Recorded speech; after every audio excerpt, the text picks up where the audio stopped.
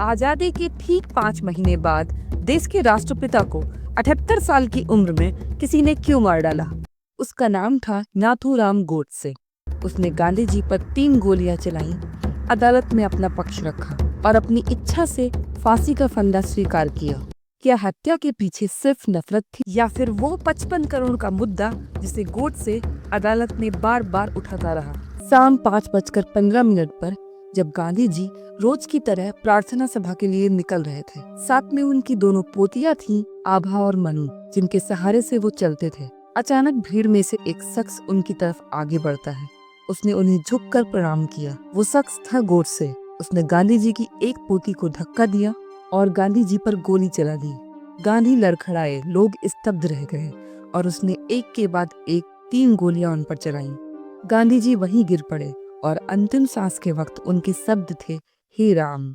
चारों तरफ एक ही खबर आग की तरह फैल गई, महात्मा गांधी नहीं रहे।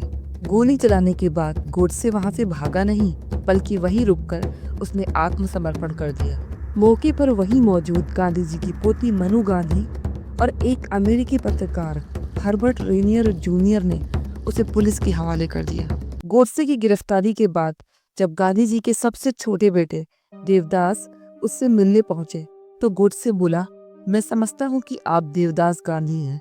देवदास को हैरानी हुई। फिर आया वो सवाल कि आपने मेरे पिता की हत्या क्यों की? इस पर नाथूराम ने जवाब दिया कि मेरी वजह से आपने अपने पिता को खोया है, इसका मुझे खेद है, लेकिन इसके पीछे कोई व्यक्तिगत कारण नहीं, बल्कि एक राजनीतिक कारण था। अगर आप मुझे पौन घंटे का समय दें तो मैं जरूर बताऊंगा।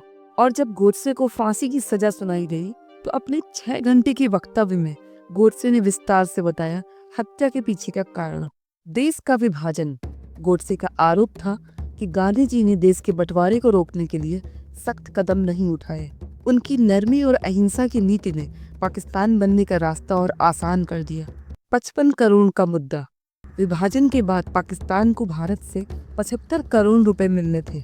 भारत ने शुरुआत में ही 20 करोड़ दे दिए थे, लेकिन कश्मीर पर पाकिस्तान के हमले के बाद बाकी पैसे रोक दिए गए और गांधी जी ने उपवास रखकर भारत सरकार पर दबाव बनाया कि पाकिस्तान को बाकी के 55 करोड़ दिए जाएं।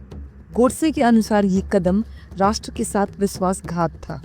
मुस्लिम तुष्टीकरण की नीति। गोडसे का मानना था कि गांधी जी कई बार मुसलमानों का पक्ष लेते थे और हिंदुओं को नजरअंदाज करते थे। उसके अनुसार गांधी जी के कारण हिंदुओं को कई बार अपने हितों से समझौता करना पड़ा।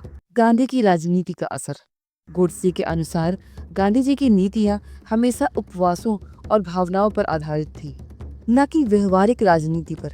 इससे सरकार दबाव में रहती थी और देश के निर्णय कमजोर पड़ जाते थे।